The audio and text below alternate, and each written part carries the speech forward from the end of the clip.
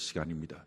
우리가 지난주에 나에게 주신 예수님의 선물 첫 번째 시간에 죄를 덮는 은혜에 대해서 말씀을 드렸습니다.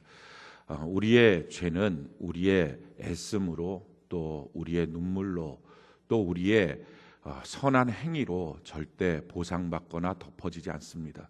오직 예수님이 우리에게 오셔서 십자가에 못 박혀 죽으시는 것을 통해서만 우리가 그 죄로부터 벗어날 수 있습니다. 그것이 바로 하나님이 우리에게 주신, 예수님이 우리에게 주신 참 귀한 선물, 죄를 덮는 은혜입니다. 오늘 두 번째, 예수님이 우리에게 주신 선물, 그것은 십자가입니다.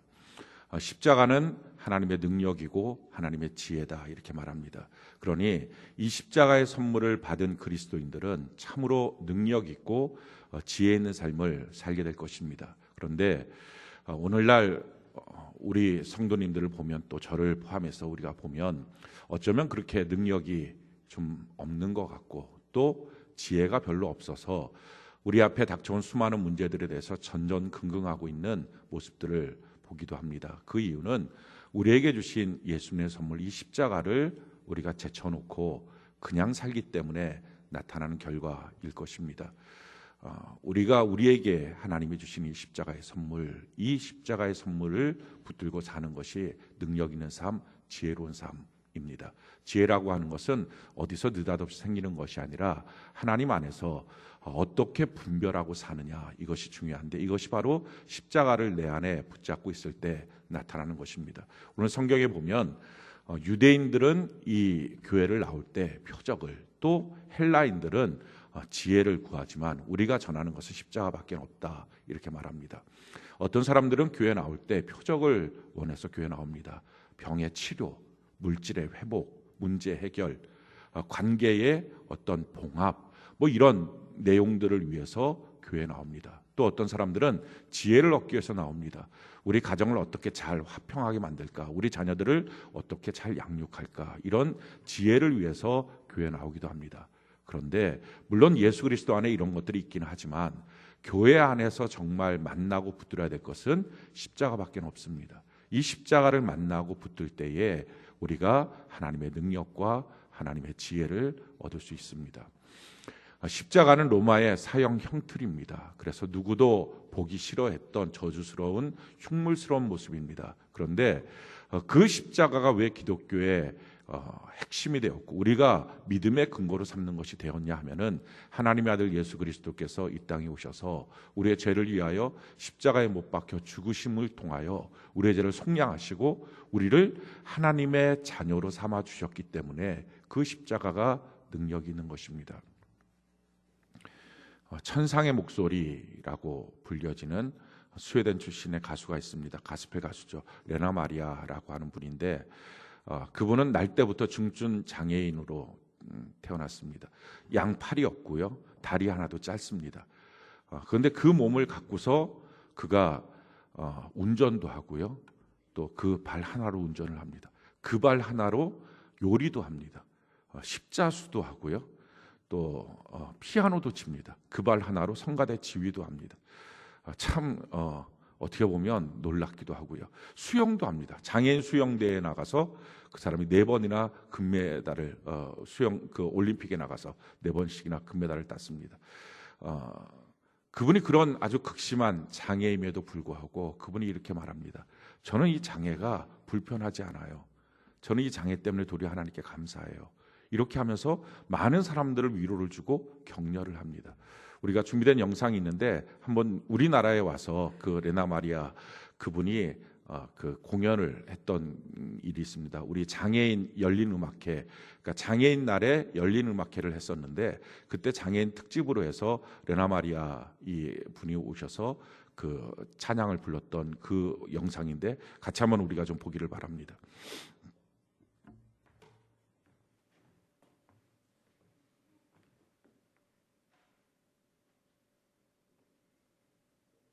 조금 불편한 몸으로 태어났지만 자신의 타고난 목소리로 세상에 사랑을, 용기를 전하고 있는 가스펠 가수를 소개해드릴까 합니다. 여러분, 레나 마리아를 만나보시죠.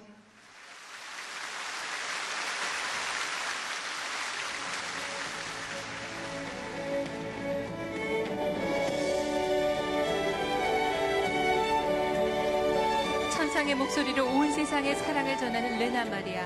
그녀는 1968년 스웨덴에서 두 팔이 없고 한쪽 다리가 짧은 중증 장애인으로 태어났다. 정상인과 똑같은 교육을 받게 한 부모의 도움으로 수영과 십자수, 피아노, 요리, 운전에 이르기까지 그녀는 못하는 것이 없다. 그녀는 세계대회에서 4개의 금메달을 땄고 음악을 전공한 후에는 가스펠 가수로 활동하기 시작했다. 꾸준히 노력해서 장애를 극복하고 정상인과 다름없이 많은 일들을 해내고 있는 그녀의 모습은 보는 이로 하여금 숙연한 마음마저 느끼게 한다.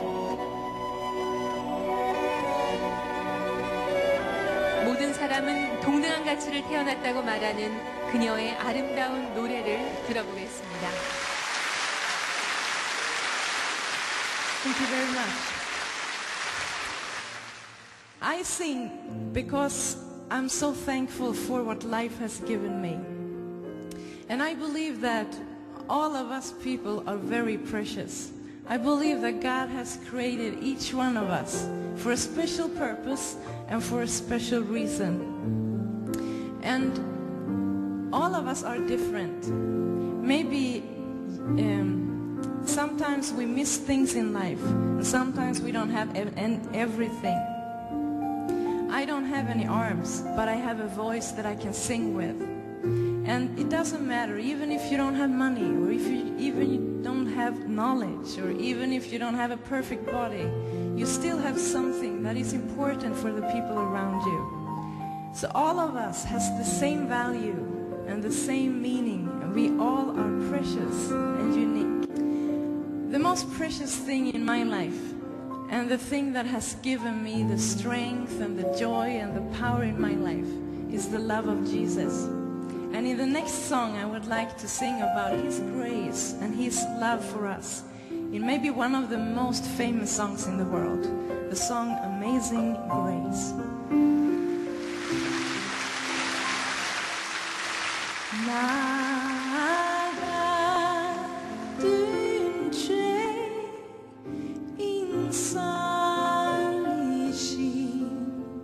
주인의 놀라운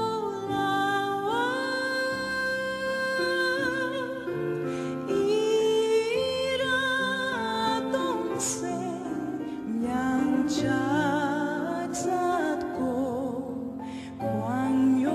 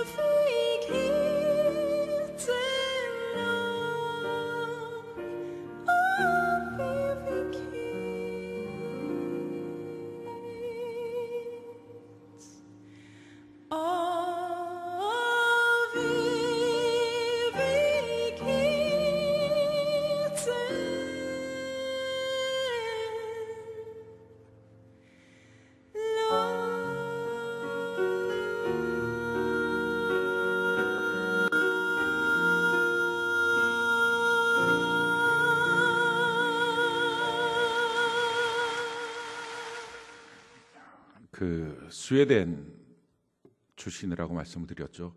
우리가 아는 것처럼 이 스웨덴은 복지 국가입니다. 요람에서부터 무덤까지가 철저하게 잘 구비되어 있는 국가입니다. 그런 나라이기 때문에 이렇게 중증 장애인으로 태어난 아이를 가정에서 키우는 예는 거의 없습니다. 아니 하나도 없다고 말할 수 있습니다. 그걸 국가기관에다 맡기면 거기서 가장 안전하게 잘 키웁니다. 장애인으로서 어렵지 않도록 그렇게 생활하도록 평생을 책임져 주는 거죠. 근데 그걸 부모에게 물어보는 시점이 있습니다. 태어나서 얼마 지나고 난 다음에 이 아이를 국가기관에 맡기겠습니까? 아니면 당신의 집에서 키우겠습니까? 이걸 물어봅니다. 그러면 대부분 다 국가기관에 맡긴다고 합니다. 왜냐하면 가정에서는 그걸 감당을 못하니까. 그 아이를 키우기로 말하면 가정생활은 다 포기가 돼야 되고 부모의 인생도 다 포기가 돼야 되니까 세금을 많이 내니까 그걸 국가기관에서 맡기는 것이 당연하다. 이 상식이죠. 그래서 맡깁니다. 그래서 이 레나 마리아 부모님에게도 물어본 것입니다. 국가기관이 그 기관에다 맡기겠습니까? 가정에서 키우겠습니까? 근데 그 문제를 놓고 이 부모님들이 기도를 한 거예요. 하나님께 간절히 기도하고 난 다음에 국가기관에서 이렇게 말했습니다. 이 아이에게는 우리가 필요합니다. 이렇게 말을 했어요. 그리고 그날부터 자기 모든 생애를 그 아이를 위해서 다 주었어요. 그 아이를 그냥 장애인인데 불쌍하니까 옆에 두자 그렇게 하는 게 아니었어요. 국가원에다 맡겨놓고 부모가 언제든지 필요할 때마다 그 아이를 찾아가서 만나고 사랑해 줄 수 있거든요. 근데 그게 아니라 국가기관에서는 그것까지만 하는 거예요. 근데 이 아이를 우리가 키우면서 정상인들과 전혀 다름없이 키우겠다. 이 결심을 기도하면서 한 것입니다. 그러고 나서 그 자녀를 키우는데 이제 우리가 맡겠습니다 하고 부모는 자기의 전생애를 다 바친 거예요. 어떤 때는 참 혹독하게, 왜냐하면 정상인처럼 살아야 되니까. 또 어느 때는 뜨거운 사랑으로 이 레나 마리아를 키운 거죠. 그 사지백체가 온전한 아이들도 걸으려 그러면 수백 번 넘어집니다. 근데 이 레나 마리아는 외발이잖아요. 이 외발로 걷는다는 거 이거 보통 어려운 게 아니라 이제 그 깨갱발로 어렸을 때 그걸 뛰어야 되거든요. 그러니까 얼마나 많이 넘어지겠어요. 그러니까 그렇게 넘어지는 그 딸 아이를 어머니가 수없이 피눈물을 흘리면서도 그 앞에서는 그냥 끌어안아서 일으켜 세워주면 되는데, 그러면 이 아이가 결국은 정상인처럼 서지 못하니까 기어가서 벽에다 붙어. 그리고 벽에서 너 머리로 기어 올라가서 벽을 기대고 똑바로 서. 이걸 한 거예요. 그래서 이걸 수없이 반복시켜서 그 어떻게 보면 자기 사랑하는 딸이 벌레처럼 기어서 벽에 가서 자기 머리를 대고 올라가서 벽을 맞대어서 이렇게 서게 하는 이 일들을 한 것입니다. 그리고 그 아버지는 그 아이를 데리고 3살부터 수영을 가르쳐 준 거예요. 체육을 해야 된다고, 음악을 해야 된다고, 공부도 해야 된다고, 정상인처럼 똑같이 키우기 위해서. 그래갖고 수영을 시키는데 수영장에 가니까 놀라지 않겠습니까? 그렇게 발 하나, 팔도 없고 수영장에 오니까 사람들이 막 왁자지껄 떠들다가 조용히 해진 거예요. 그리고 한두 명씩 수영장 물에서부터 빠져나가는 거예요. 그러니까 그 아이가 아빠 여기 있는 사람들이 왜 이렇게 해? 그랬더니 뜨거운 사랑을 주면서 그 미소 가운데 이렇게 말한 거예요. 너가 너무 수영을 잘해서 그래. 그래서 그 아이의 마음속에 용기를 준 거예요. 길을 살려준 거예요. 그렇게 해서 어떤 때는 혹독할 만큼 어느 때는 그 뜨거운 사랑으로 아이를 키운 거예요. 그래서 자존감이 얼마나 셌냐면 이렇게 하고 난 다음에 이제 그 학교를 가는데, 학교는 다 깨갱발로 가지 않겠습니까? 발짝발짝 뛰면서 깨갱발로 가는데, 이게 사내 아이들이 그 친구들이 그 내버려 두겠습니까? 놀리고 장난감처럼 막 그렇게 했죠. 그러니까 이 사내 아이들이 하이 외다리 이렇게 놀린 거예요. 근데 이 아이의 자존감이 얼마나 센지 딱 쳐다보면서 이 양다리 그러고서 이제 뛰어다닌 거예요. 그러면서 나는 너랑 다른 게 없어. 약간 다른 차이가 있을 뿐이야. 이렇게 하면서 뛰어다니면서 생활을 한 것입니다. 그렇게 키운 거예요. 그렇게 정상인으로. 그게 십자가예요. 이 부모는 자녀를 그렇게 키울 이유가 없었어요. 국가기관에 맡기면 돼요. 그런데 자기의 모든 걸 들여서 이 자녀를 키운 거예요. 그 자녀를 키워서 자기에게 어떤 유익이 되는 것도 아니었어요. 그런데 정상인처럼 똑바로 생활할 수 있도록 키운 거예요. 자기의 모든 것을 희생해서. 이게 십자가예요. 하나님이 우리를 위해서 예수 그리스도를 보내서 십자가를 지실 이유가 전혀 없으셨어요. 왜냐하면 십자가 지지 않아도 그냥 이 땅에 있는 사람들 그냥 살다가 죄 지었으면 지옥 가면 되는 거고, 그렇지 않아도 사람들이 인정을 하든 인정을 하지 않든 믿든지 안 믿든지 하나님은 그대로 계시고 영광을 받으시고 우주 만물을 통해서 천지 만물로 하나님은 영광을 받으시니 반드시 구원해야 될 이유가 없으셨습니다. 그런데 이 레나 마리아 부모님들이 이 아이에게는 우리가 필요합니다 하는 그 결정을 한 것처럼 우리 하나님이 하신 거예요. 지금 이들에게는, 저와 여러분들에게는 하나님이 필요해. 그게 십자가예요.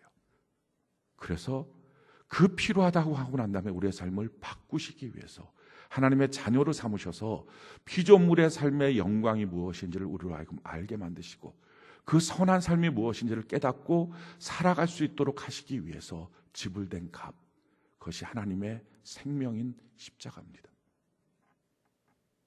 그게 십자가예요. 우리는 그 선물을 받은 것입니다. 성경이 우리에게 이렇게 말합니다. 로마서 3장 20절 우리 같이 한번 읽어볼까요? 한 목소리로 시작. 그러므로 율법의 행위로 그의 앞에 의롭다 하심을 얻을 육체가 없나니 율법으로는 죄를 깨달음이니라. 아멘. 참 엉망진창으로 살던 어떤 사람이 누군가의 전도를 받아서 교회를 옵니다. 교회를 와서 말씀을 듣다 보니까 참 은혜가 되는 거예요. 저렇게 살면 좋겠다. 나도 이제 새롭게 살아보자 하는 마음이 들었어요. 그래서 결심하고 말씀도 듣고 예배도 참여하고 그렇게 열심히 했습니다. 그렇게 신앙생활을 열심히 하다가 어느 날 자기 자신이 예전의 자기의 모습이라는 걸 발견한 거예요. 자기는 많이 발전했다고 생각했는데, 그리스도를 많이 닮아갔다고 생각했는데 똑같은 자기의 모습을 본 거예요. 똑같은 죄를 짓고 있고 사람들만 보면 똑같이 범죄하고 똑같은 모습 가운데 쓰러지고 똑같은 분노, 미움이 그대로 있고 염려, 걱정, 근심이 그대로 있고 그런 자기의 모습을 발견한 거예요. 완전한 실패자의 모습을 보는 거예요. 예수님을 믿고 교회 안에서 열심히 하면 뭔가 내 삶은 바뀌어지고 새로운 인생이 내게 올 거야 라는 기대를 갖고 달려갔는데 그 결과는 정말 아무것도 아닌 자기의 모습을 보는 겁니다. 그러다 보니까 그 뒤로부터는요, 예배를 나오는 게 두려워진 거예요. 어차피 그 말씀을 들어도 나는 못 지킬 거니까. 그러니까 정죄감만 커지는 거예요. 힘만 드는 거예요. 이렇게 교회를 나와서 뭐하지? 예배 드리고 기도를 해도 어차피 난 안 바뀌는 걸, 똑같은 걸, 이 마음이 드는 거예요. 사랑하는 성도 여러분, 거기서 기독교는 시작을 해요. 지금 오늘 말씀이 바로 그 말씀입니다. 이렇게 말씀하는 거예요.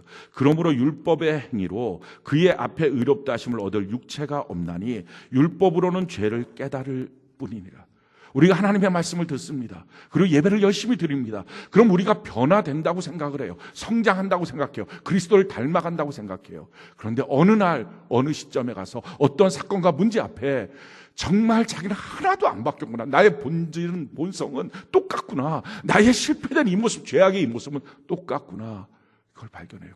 내가 교회 나오기 전과 교회 나오고 난 다음에 차이는, 교회 나오기 전에는 그냥 그런 줄 알았는데 교회 나와서 말씀을 듣다 보니까 이게 전부 다 내 죄구나. 그걸 발견할 뿐이지 죄를 이길 힘도 없다. 이걸 깨닫는 거예요. 그래서 절망하는 거예요. 그런데 계속 교회에서 말씀은 진행이 되고 예배는 진행이 되고 맡겨진 직분 직책에서 하고 있는 일은 있어서 그냥 어쩔 수 없이 끌려가긴 하지만 그래도 들려지는 말씀이 더 이상 은혜가 아니라 힘이 드는 거예요. 못하겠다는 생각이 드는 거예요. 기도도 안 되겠다는 생각이 드는 거예요. 지쳐버리는 거예요. 여러분, 거기까지 가야 돼요. 교회에서 열심을 내라고 합니다. 힘을 내라고 합니다. 열심히 기도하라고 그럽니다. 열심히 봉사하고 말씀 보고 말씀 들으라고 합니다. 예배 드리라고 합니다. 왜냐하면 그렇게 하면 주님 만나고 그렇게 하면 인생이 바뀌어지고 그렇게 하면 정말 하나님 앞에서 멋진 사람으로 바뀌어지기 때문이 아니라 그렇게 하게 되면 어느 날 자기의 한계를 발견하는 거예요. 내가 어쩔 수 없는 죄인이구나. 이걸 발견하는 거예요. 사람들한테 야, 너 술 노예 생활하지 말고 술 그만 끊어. 그러면 사람들이 발끈해요. 내가 술 노예라고 무슨 말 하는 거야? 내가 술 먹어. 근데 술 노예 아니야. 근데 이 사람이 어느 날 내가 정말 술을 한번 끊어봐야 되겠구나, 술 때문에 안 되겠구나 하고 끊으려고 정말 애를 쓰는데 못 끊는 자기의 모습 앞에 내가 술의 노예구나, 난 어쩔 수 없는 존재구나, 그때 가서 깨닫는 거예요. 담배 피는 사람한테 야, 너 더 이상 담배 노예 되지 말고 담배 좀 끊어. 야, 무슨 담배 노예야, 내가 피는데. 그 내가 언제든지 끊으면 끊지. 그런데 정말 이 사람이 어느 날 암병에 걸려서 결심을 하는 거예요. 담배 끊어야지. 그런데 암병에 걸려서 죽기가 일보 직전임에도 불구하고 끊지 못하는 자기의 모습 가운데 내가 담배의 노예였구나, 이걸 발견해요. 죄의 노예라고 하는 거 언제 발견하는지 아십니까? 죄로부터 벗어나려고 안간힘을 쓰는데도 못 벗어나는 자기의 모습 가운데 보는 거예요. 그러니까 거기까지 안 가면 볼 수도 없어요. 거기까지 가봐야 돼요. 그래서 교회 안에 열심을 내라는 이유는, 열심을 내면 뭐가 답이 있다가 아니라 열심을 내면 나는 정말 답이 없는 사람입니다, 이걸 발견하는 거예요.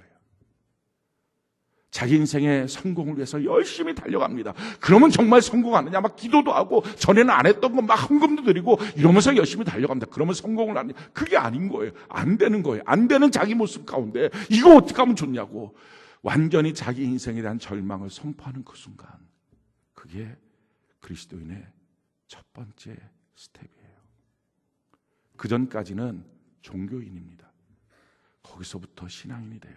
왜냐하면 그렇게 우리가 완전히 포기하고 나면, 완전히 안 되겠구나, 난 정말 안 되는 사람이구나 포기했을 때 그 바로 다음 절의 말씀이 나옵니다. 자, 21절 22절 로마 3장 우리 같이 한번 읽어볼까요? 시작. 이제는 율법 외에 하나님의 한 의가 나타났으니 율법과 선지자들에게 증거를 받은 것이라 곧 예수 그리스도를 믿음으로 말미암아 모든 믿는 자에게 미치는 하나님의 의인이 차별이 없느니라. 아멘. 뭐라고 말씀합니까? 이제는, 이렇게 말해요. 이거는 우리가 말하는 게 아니에요. 우리는 정말 절망이 안 된다는 거예요. 어쩔 수 없다는 거예요. 아무리 말씀을 들어도 나는 그 말씀대로 살 수 있는 능력이 없고, 말씀은 도리어 내가 얼마나 죄인인지를 깨닫게 만드는 것밖에 없습니다. 그러니 점점 정죄감만 느껴지고 힘만 듭니다. 오늘날에는요, 그렇게 안 하고 교회가 뭘 합니까? 죄에 대해서는 스킵을 합니다. 힘든 얘기는 스킵을 합니다. 대충 예배당에 나와서 예배만 들으십시오. 그것만으로도 여러분들은 충분합니다. 이렇게 설렁설렁 넘어갑니다. 그러니 문제는 뭡니까? 자기 인생이 죄의 종이라는 사실을 한 번도 경험을 못 해보는 거예요. 자기 인생이 정말 절망이라는 사실을 경험을 못 해보는 거예요. 이게 절망이라는 사실이 경험이 돼야 그 다음에 뭐가 들려집니까? 하나님이 하시는 이 말씀이 들려져요. 이제는, 이게 들려져요. 그럴 필요가 없으신 거예요, 하나님은. 그런데 하나님이 하시는 거, 이제는 내가 이들을 구원할 거야. 이제는 율법으로 안 되는 이들을 내가 건져낼 거야. 다른 새로운 의를 내가 너희에게 줄 거야. 예수 그리스도의 십자가를 믿음으로 구원받는 의를 내가 이들에게 주게 될 거야. 그러면서 주시는 게 뭐예요? 예수 그리스도를 믿기만 하면 되니까. 그때 지불하신 값이 뭡니까? 예수의 십자가, 그 은혜로 생명을 지불하신 그 값을 주신 거예요. 그게 십자가예요. 여러분, 십자가를 만나면 뭐가 될까요? 하나님이 나를 책임져 주신다는 것이 믿어져요. 레나 마리아가 자기 부모를 봤을 때 어떤 게 느껴질까요? 부모는 날 책임져 주는구나, 이게 느껴지는 거랑 똑같아요. 부모가 날 향한 사랑을 절대로 포기하지 않는다, 이게 너무 믿어져요. 왜냐하면 자기를 향한 사랑을 포기하는 그 순간에 부모의 인생에 대해서 부모는 포기하는 거니까. 마찬가지예요. 우리가 십자가를 봤을 때, 그 십자가를 만나고 나면 하나님은 나를 향해서 책임져 주신다. 그리고 절대로 나를 향해서 포기하지 않는다. 왜? 나를 포기하는 그 순간에 예수 그리스도의 십자가, 예수의 생명을 하나님은 포기하는 것이기 때문에 포기할 수 없다는 것이 마음속에 뼛속 깊이 믿어집니다. 그러니까 세상 사는데 두려움이 없는 거예요. 그때부터 진짜 그리스도인이 되는 거예요. 그런데 그게 안 되니까 하나님이 우리에게 주신 이 십자가의 선물을 내가 팽개치고 받지도 못하고 사니까, 종교인으로 평생 교회만 나오다가 정말 이 십자가를 만날 틈이 없이 그냥 그렇게 사니까 병 걸릴까 봐 두렵고, 가난해질까 봐 두렵고, 저주받을까 봐 두렵고, 죄로 멸망할까 봐 두렵고, 계속 두려움, 염려, 걱정, 근심이 끊이질 않는 것입니다. 성경이 우리에게 이렇게 말합니다. 로마서 8장 31절로 32절 우리가 참 읽어볼까요? 시작. 그런즉 이 일에 대하여 우리가 무슨 말 하리요? 만일 하나님이 우리를 위하시면 누가 우리를 대적하리요? 자기 아들을 아끼지 아니하시고 우리 모든 사람을 위하여 내주시니가 어찌 이 아들과 함께 모든 것을 우리에게 주시지 아니하겠느냐. 하나님이 다 주신다는 거예요. 그러니 충분하게 주님 안에서 두려움 없이 염려 없이 걱정 없이 살 수 있다는 것입니다. 그래서 주시는 것들이 무엇입니까? 에베소 1장 7절 우리가 한번 읽어볼까? 시작. 우리는 그리스도 안에서 그의 은혜의 풍성함을 따라 그의 피로 말미암아 속량 곧 죄사함을 받았느니라. 예수의 피로 나는 죄사함을 받았다. 이게 확실하게 믿어지는 거예요. 자, 그 다음에 고린도서 8장 9절 우리 같이 한번 읽어볼까? 시작. 우리 주 예수 그리스도의 은혜를 너희가 알거니와 부유하신 이로써 너희를 위하여 가난하게 되심은 그의 가난함으로 말미암아 너희를 부유하게 하려 하심이라. 우리의 가난의 문제를 주님이 해결하여 주셨다. 이게 뼛속 깊이 믿어지는 거예요. 부인할 수 없도록. 정말 돈은 제로가 됐음에도 불구하고 그게 믿어지는 거예요. 왜? 예수 십자가를 붙드는 순간에 이게 믿어지는 거예요. 갈라디아서 3장 13절로 14절 우리가 한번 읽어볼까? 시작. 그리스도께서 우리를 위하여 저주를 받은 바 되사 율법의 저주에서 우리를 속량하셨으니 기록된 바 나무에 달린 자마다 저주 아래에 있는 자라 하였습니다. 이는 그리스도 예수 안에서 아브라함의 복이 이방인에게 미치게 하고 또 우리로 하여금 믿음으로 말미암아 성령의 약속을 받게 하려 함이라. 강하게 흐르는 그 수많은 저주들이 완전히 끊어져 버린다. 이게 너무 믿어지는 거예요. 베드로전서 2장 24절 같이 한번 읽어볼까요? 시작. 친히 나무에 달려 그 몸으로 우리 죄를 담당하셨으니 이는 우리로 죄에 대하여 죽고 의에 대하여 살게 하려 하심이라. 그가 채찍에 맞음으로 너희는 나음을 얻었나니. 나의 모든 질병에서부터 완전히 해방받았다. 할렐루야. 이게 믿어지는 것입니다. 뿐만 아니라요, 이와 같은 하나님의 사랑은 끊어지지 않는다. 왜? 하나님이 나를 포기하는 그 순간에 예수 십자가의 생명을 포기하는 거거든요. 그 생명을 지불하고 나를 하나님의 아들과 딸로 삼아주신 것이거든요. 그러니까 포기할 수 없기에, 예수 십자가를 포기할 수 없기에 하나님은 나를 포기할 수 없다. 이게 너무 믿어지는 거예요. 성경이 이렇게 말합니다. 로마서 8장 35절로 37절 같이 한번 읽어봅시다. 시작. 누가 우리를 그리스도의 사랑에서 끊으리요? 환난이나 곤고나 박해나 기근이나 적신이나 위험이나 칼이랴. 기록된 바 우리가 종일 주를 위하여 죽임을 당하게 되며 도살당할 양같이 여김을 받았나이다 함과 같으니라. 그러나 이 모든 일에 우리를 사랑하시는 이로 말미암아 우리가 넉넉히 이기느니라. 세상에 그 어떤 게 몰려와도 두려움이 없는 거예요. 넉넉히 이기는 거예요. 사랑하는 성도 여러분, 이 거리에서 하나님은 교회를 세운 거잖아요. 그래서 교회에서 뭐라 합니까? 열심히 내라고, 예배드리자고, 봉사하라고, 헌금하라고 자꾸 우리에게 뭔가를 하라 그럽니다. 그렇게 뭔가를 하라 그러는 이유가 뭐예요? 자기 한계를 보라는 거예요. 해도 정말 말씀대로 그대로 열심히 따라가도 여전히 못 미치는 자기 자신, 여전히 안 되는 자기 자신. 그렇구나. 하나님의 말씀을 들어서 나오는 결론은 내가 어찌할 수밖에 없는 죄인이구나. 이걸 발견하는 그 시점까지 가야 되는 거예요. 그런데 안 가잖아요. 힘들면 예배 안 드리고, 바쁜 일 있으면 뛰쳐나가고. 누가 그래요? 교회는 끊임없이 우리로 하여금 오라, 하라, 열심히 하라, 주님 앞에 가라. 그러나 끝까지 가지 못하는 자기 말씀을, 자기 자신을 발견해서 마침내 이제는 내가 널 도와줄 거야. 하나님의 음성을 들어야 되는데, 그래야지 십자가라고 하는 이 선물을 딱 받아서 변치 않은 하나님의 사랑, 나를 책임져 주신 주님의 은혜 가운데 내 평생을 책임져 주신 주님 때문에 두려움 없이 염려 없이 살아갈 수 있는데, 거기까지 가지 못하고 중간에 힘들면 포기, 안 되면 포기, 성질 부리고 그만두고. 누가 그렇습니까? 자기 자신이요. 거기까지 못 가는 거예요. 자기가 얼마나 죄의 종인지, 자기가 얼마나 할 수 없는 절대 절망인지 못 가는 거예요. 근데 하나님이 그 사람을 구원하고 싶잖아요. 하나님의 십자가의 은혜를 주고 싶잖아요. 하나님이 결국 하시는 방법이 뭡니까? 교회 안의 예배로, 말씀으로 나의 한계를 봐야 될 그 사람이 그걸 안 하고 뛰쳐나가니까 세상에서 병으로, 저주로, 가난으로, 문제와 사건으로 직면하는 거예요. 거기서 내가 아무리 노력해도 안 되는구나, 뭐 인생이 이 모양이야 하고 두 손 두 발 쭉 펴고 어떻게 하면 좋냐고요. 그렇게 되는 거예요. 그래서 주님 만나러 교회 오신 분들, 여러분들 가운데도 여럿되지 않습니까? 사랑하는 성도 여러분, 하나님의 사랑은요, 우리의 환경을 통해서, 우리의 가정을 통해서, 우리의 몸을 통해서 내가 어쩔 수 없는 존재라는 것을 만나는 것을 원하지 않으시는 거예요. 그렇게 해서 주님 만나고 나면 상처가 너무 커요. 아픔이 너무 크고.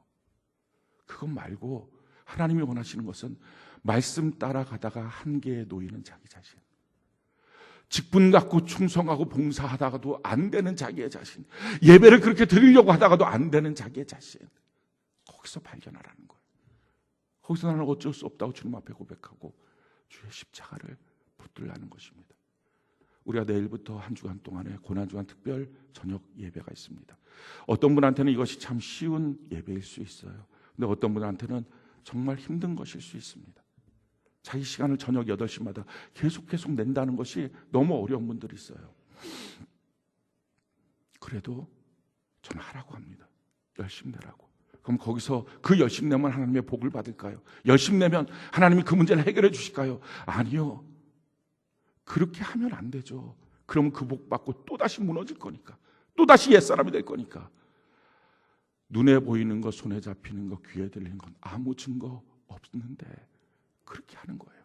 그렇게 하다가 어느 날 정말 자기 안에 오늘은 진짜 예배 가기 싫다, 집에서 그냥 좀 누워있으면 좋겠다, 너무 힘들다, 너무 지친다, 그럴 때 그런 자기 자신을 그냥 쳐서 복종시켜서 그래도 가야지, 터덜 힘도 안 나는데 그렇게 걸어가는 자기 자신의 마음속에 이런 생각이 들어요. 내가 꼭 교회 노예인가 보다야. 이게 좀 뭐 하는 짓이냐, 하나도 즐겁지도 않고 뭐 이렇게 기쁘지도 않고 예배드리는 모습이 뭐 이러냐 하고 터덜 간 그 밤에 주님 만나는 거예요. 내 한계를 보니까. 왜 성령 받는 사람들 주로 집회 시간에 만나는지 아십니까? 부흥 집회하다가 만나고, 이런 고난주간 특별 집회하다가 만나고. 이유는 그때만 특별히 하나님의 은혜가 임하는 게 아니라요, 자기 한계를 보기 때문에 만나는 거예요. 그런데 사랑하는 성도 여러분, 여러분들은 신앙생활 하면서 여러분들의 한계를 정말 보셨습니까? 그거 보기 전에 힘들다고, 그거 보기 전에 자기 성질 부리고, 그거 보기 전에 그냥 포기하고, 혹시 그러진 않으셨나요? 그러니까 종교 생활은 5년, 10년, 20년 계속해도 똑같은 거예요. 십자가에 대한 설교는 수많이 들어서 지식은 됐지만, 그래서 정말 예수 그리스도께서 나의 죄를 용서해 주셨다, 나의 가난의 문제, 나의 질병의 문제, 나의 저주의 문제 해결해 주셨다, 이걸 다 알고는 있지만, 그래서 내가 알고 있어서 어느 날 너무 잘하니까 믿는다고 착각했는데, 정말 그 가난의 문제가 닥쳐왔을 때 자기가 정말 안 믿고 있다는 걸 발견하는 거예요. 너무 두려운 거예요. 그 질병의 문제가 종합검진 한번 받아보십시오. 정말 정밀 검사 한번 받아야 되겠습니다. 그 말 한마디가 자기에게서 너무 큰 문제처럼 탁 다가오는 그 순간에 내가 정말 이 말씀 안 믿고 살았구나, 이걸 아는 거예요. 그러니 그동안의 삶은 사실은 진짜 그리스도인의 삶은 아니었던 거예요. 이게 믿어져야 되거든요. 교회를 나와서 대충 하나님을 믿는다는 게 아니라 정말 하나님의 말씀이 믿어져야 되거든요. 어떻게 믿어집니까? 십자가라고 하는 선물이 내 손에 딱 잡혀 있으면 그때 믿어지는 거예요. 예수님 십자가 지실 필요 없었는데, 나 같은 자를 위해서 이 십자가를 지실 필요가 전혀 없었는데, 내가 어찌할 수 없는 나 자신의 모습을 주님이 보시고, 이제는 내가 도우리라, 이제는 내가 새로운 길을 열어주리라는 주님의 그 결정으로 내게 주신 십자가의 그 선물, 그게 딱 자기 마음에 와서 닿는 그 순간에 그 다음부터는요, 세상이 안 두려워요. 돈이 안 두렵고요, 염려도 안 되고 걱정도 안 돼요. 살든지 죽든지 예수 위에 살겠습니다, 이 결정이 입에 발린 말이 아니고요, 자기의 생애가 돼요. 자기의 결정이 돼요. 사랑하는 성도 여러분, 그 주님을 만나셔야 돼요. 그 십자가, 그 선물을 내 손에 꼭 잡고 있어야 돼요. 예수 믿는 사람들 능력이 어디서 나옵니까? 지혜가 어디서 나옵니까? 이 십자가를 붙들 때 나오는 거예요. 할렐루야. 그러면 세상이 두렵지 않으니 얼마나 능력이 있어요. 이 안에서 하나님이 주시는 놀라운 우리 인생을 향한 분별이 생기니 얼마나 지혜롭습니까? 우리 종교인으로 종교 의식에 참여하지 말고요, 정말 하나님을 만나는 예배를 드려야 됩니다. 이렇게 십자가를 만난 사람, 붙든 사람은요, 예배 시간에 늦을까요? 물론 예배 시간에 몇 시에 나오느냐로 그의 영성을 우리가 결정할 수는 없을 거예요. 그러나 최소한 이렇게 십자가의 사랑과 은혜를 경험한 그 사람이 예배 안 드리려고 얼마나 애를 쓸까요? 어떤 바쁜 일도 뒤로 제쳐놓고 전혀 달라지는 거예요. 그 주님을 만나는, 그 십자가의 은혜를 만나는 것입니다. 자, 우리가 십자가를 만나고 나면 주님이 우리에게 요구하시는 게 있어요. 너가 이 십자가를 통해서 구원을 받았지, 너가 이 십자가를 통해서 하나님의 자녀가 되었지, 그러면 이제는 너도 십자가를 져야 돼. 이 말씀을 하세요. 근데 그 말씀이 어렵지가 않아요. 너무 고맙고 감사한 말씀이 됩니다. 성경이 우리에게 이렇게 말해요. 마태복음 16장 24절 우리 같이 한번 읽어볼까요? 시작. 이에 예수께서 제자들에게 이르시되 누구든지 나를 따라오려거든 자기를 부인하고 자기 십자가를 지고 나를 따를 것이니라. 자기 부인하고 자기 십자가를 지고 나를 따를 것이니라. 이 말씀이 주님의 십자가를 만나기 전까지는요, 너무 부담스러운 말씀이에요. 또 십자가를 져야 된다고요. 내 삶이 이렇게 고달픈데, 내 삶이 이렇게 힘든데 또 십자가를 져야 된다고요. 그런데 주님의 십자가를 만나고 나면 이 말씀이 너무 감사한 말씀이 돼요. 어떤 사람은 십자가에 대해서 잘못 생각해요. 그냥 힘든 거라고 생각합니다. 또 어떤 사람은 그 십자가가 내가 지기 싫은 것, 내가 전에 지었던 어떤 죄에 대한 결과물들, 지금 내 삶에 다가오는 고통, 이런 게 십자가라고 생각합니다. 어떤 사람은 꼴 보기 싫은 남편, 이게 십자가라고 생각하고요, 속삭이는 자녀, 이게 십자가라고 생각해요. 그래서 언제까지 내가 도대체 이 십자가를 지고 살아야 되느냐, 그렇게 생각해요. 그거 십자가 아니에요. 십자가는 뭐예요? 앉을 수 있는 거예요. 누가 꼭 지라고 옆에서 말하지 않는 거예요. 앉을 수 있는 건데요, 이 사람한테는 내가 필요합니다. 여기에는 내가 필요합니다. 레나 마리아 부모님이 레나 마리아를 보면서 이 아이에는 우리가 필요합니다 했던 것처럼, 안 할 수도 있는데 그렇게 했던 것처럼 하나님이 우리를 향해서 이 사람한테는 내가 필요합니다, 십자가가 필요합니다 하셨던 것처럼 우리 마음속에 앉아도 되는데요, 지게 만드는 그 사랑, 그 은혜, 그게 있는 거예요. 이게 십자가예요. 우리 주님이 우리 보고 십자가 지라고 하십니다. 성경이 우리에게 이렇게 말하죠. 고린도후서 5장 15절 우리 같이 한번 읽어볼까요? 시작. 그가 모든 사람을 대신하여 죽으심은 살아있는 자들로 하여금 다시는 그들 자신을 위하여 살지 않고 오직 그들을 대신하여 죽었다가 다시 살아나신 이를 위하여 살게 하려 하심이라. 사랑하는 성도 여러분, 우리가 전에는 다 우리 자신을 위해서 삽니다. 열심히 삽니다. 그렇게 하면 성공할 줄 알고, 그렇게 하면 잘 살 줄 알고, 그렇게 하면 가정이 행복할 줄 알고, 그렇게 열심히 살아갑니다. 그런데 자기 자신이 안 되는 모습을 보는 거죠. 안 되는구나, 절망이구나. 근데 그때 예수님의 십자가를 만나요. 이제는 하나님이 구원의 도를 새롭게 열어주신다. 예수 십자가로 다 하셨다, 이게 확 믿어지는 순간에 그분이 나의 죄도 저주도 가난도 질병도 책임지시고 이 사람 끊어지지 않는다, 이게 확 마음속에 믿어져서 뼛속 깊이 들어오는 그 순간부터는요, 자기가 자기 자신을 살아야 될 이유가 없어진 거예요. 주님이 책임져 주신다는 게 너무 믿어지는데 어느 바보가 자기가 자기 자신을 다시 또 챙겨야 되겠다 이런 생각을 하겠어요? 그 생각을 안 해요. 그럼 이제부터 어떻게 사냐고요? 예수 위에서 살아야 되겠구나. 이게 너무 자연스럽게, 너무 당연하게 고백이 되는 거예요. 성경이 우리에게 이렇게 말합니다. 갈라디아서 2장 20절 같이 한번 읽어볼까요? 시작. 내가 그리스도와 함께 십자가에 못 박혔나니 그런즉 이제는 내가 사는 것이 아니요 오직 내 안에 그리스도께서 사시는 것이라. 이제 내가 육체 가운데 사는 것은 나를 사랑하사 나를 위하여 자기 자신을 버리신 하나님의 아들을 믿는 믿음 안에서 사는 것이라. 아멘. 내가 죽었고 예수님 십자가로 내가 이제 그 예수님이 내 안에 계시고 예수를 믿는 믿음 안에 내가 살아가고 있다. 이것이 믿어지는 삶이 되는 거예요. 디도서 2장 14절 같이 한번 읽어볼까요? 시작. 그가 우리를 대신하여 자신을 주심은 모든 불법에서 우리를 속량하시고 우리를 깨끗하게 하사 선한 일을 열심히 하는 자기 백성이 되게 하려 하십니다. 이 말씀이 정말 자기 안에 이루어지는 말씀인 것을 믿어지는 것입니다. 예수님의 십자가를 꼭 만나셔야 합니다. 여러분들 손에는 지금 그 십자가가 있습니까? 주님이 내게 주신 선물이거든요. 우리 한 사람 한 사람에게 주신 그 선물이거든요. 그 선물, 내가 너를 이제는 내가 책임져 줄 거야. 이제는 내가 너한테 꼭 필요한 존재야. 그때 우리 마음속에 정말 그게 믿어지는 거예요. 왜? 어차피 나는 절대 절망이니까. 정말 주님이 필요합니다. 그게 마음속에 다 믿어지는 거예요. 그리고 그 주님이 날 위해서 모든 것을 준비하셨고 공급하신다. 포기하지 않고 책임져 주신다. 이게 믿어지는 거예요. 그게 십자가예요. 내게 주신 선물. 그 십자가를 받으면 주님이 말씀하세요. 너도 십자가 져라.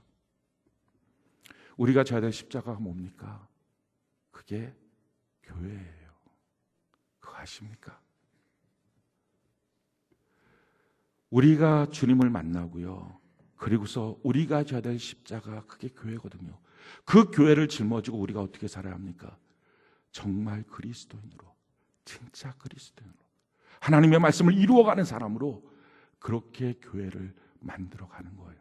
그럼 우리의 후배들이 왔을 때 저렇게 사는 거군요. 저게 정말 하나님의 백성이군요. 그걸 발견하고요. 그래서 점점 교회가 확장되고 하나님의 나라가 확장되고 그 힘이 우리의 가정과 우리의 삶의 터전들을 하나님의 나라로 바꾸는 것. 이것이 하나님의 뜻입니다. 성경이 우리에게 이렇게 말합니다. 골로새서 1장 24절 25절 우리 같이 한번 읽어볼까요? 시작. 나는 이제 너희를 위하여 받는 괴로움을 기뻐하고 그리스도의 남은 고난을 그의 몸된 교회를 위하여 내 육체에 채우노라. 내가 교회의 일꾼 된 것은 하나님이 너희를 위하여 내게 주신 직분을 따라 하나님의 말씀을 이루려 함이니라. 그리스도의 남겨진 고난을 그의 몸된 교회를 위하여 내 육체에 채우며 내가 살겠습니다. 내가 교회를 향한 십자가를 지겠습니다.